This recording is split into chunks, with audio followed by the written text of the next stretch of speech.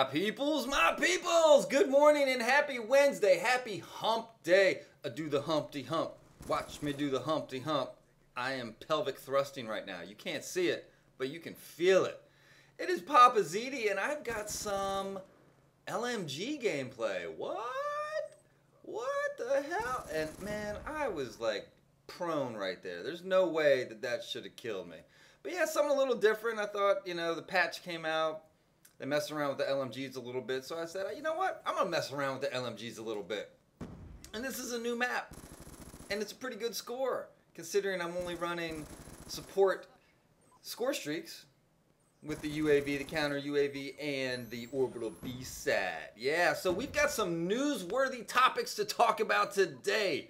And we're going to start with kind of right here in our own neck of the woods, the cyberspace that is the Call of Duty gaming YouTube community, and we're going to talk about Sam or XJawz.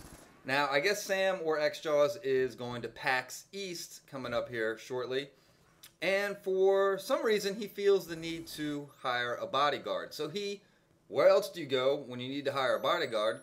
You go to Twitter and you start asking around, because there's no way you're going to get ridiculed by the whole community when you do something like that. Ooh, get hard scope, ZD, watching the door. What a sniper douchebag.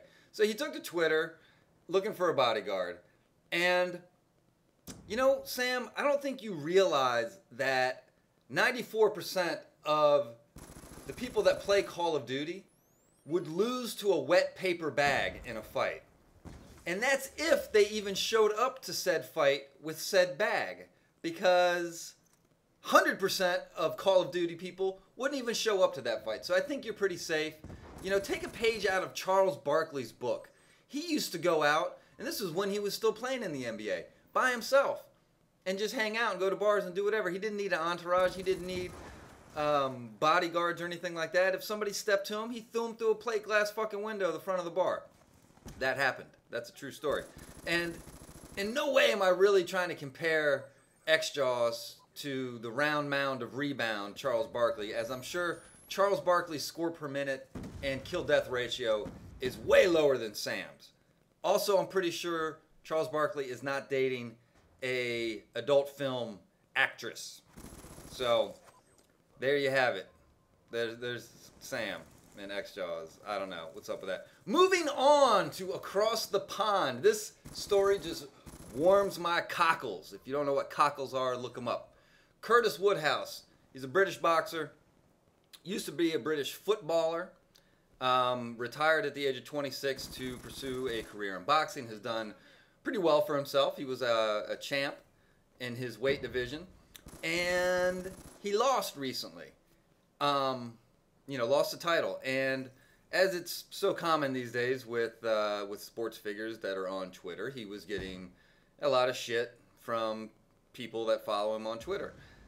One guy in particular, though, was just so vitriolic and got under his skin to the point where he tracked this person down and showed up on his street, took a Twitter pic of the street sign where this guy lives, and then sent it to him and said, "I'm here, let's talk."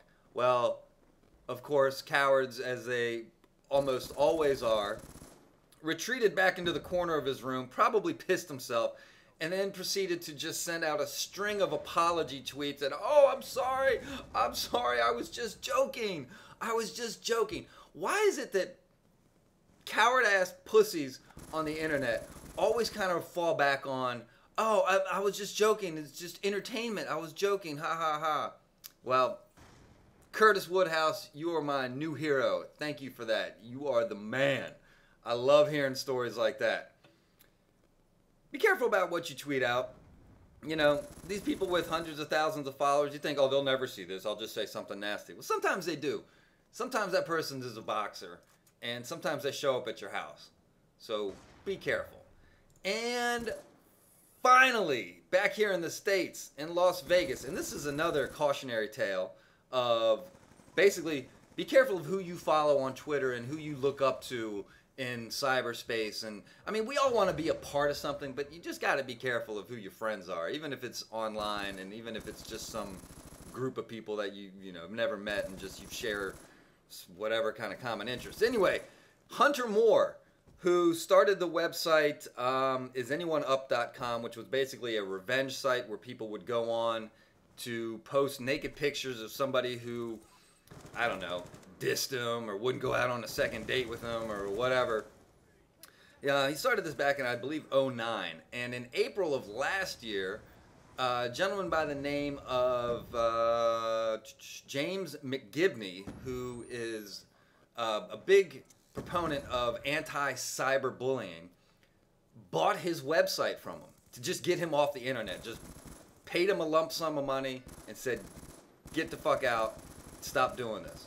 Well, within about 72 hours of that deal being inked and Mr. Hunter Moore getting his money, he took to Twitter and went after Mr. McGibney, calling him a pedophile and encouraging a lot of his followers to do the same thing. Well, Mr. Hunter, you've just been ordered to pay $250,000 in restitution for defamation of character.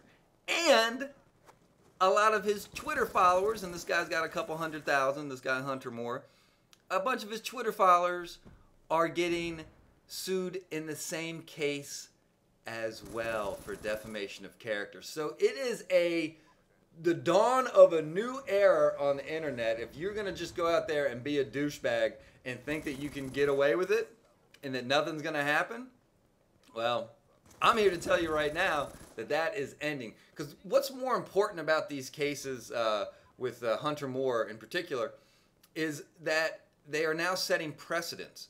And what a precedent is when a case goes to or before court and there's a decision found, then lawyers down the road can argue based on the fact that there have been other cases that have been tried and that have been won on the same grounds. So as more and more of these defamation of character suits are coming to fruition and being judged for the plaintiffs, you want to be careful about what you tweet out. You want to be careful about what you say on Twitter. You really want to be careful about who you follow on Twitter and who you think is super cool. And hey, they told me to tweet at this guy and say mean and nasty stuff. You might want to start thinking twice about that. Get out of that window, sniper. They were up there the whole time. I kind of like this map Mirage. It's not bad. But that's the game. 34-10. Not too shabby. Guys, have a great hump day. This is papaziti. I will see you guys next time. Don't forget to rate the video and leave a comment. I need some more questions for my Q&A video I'm doing. I'll talk to you soon. Peace.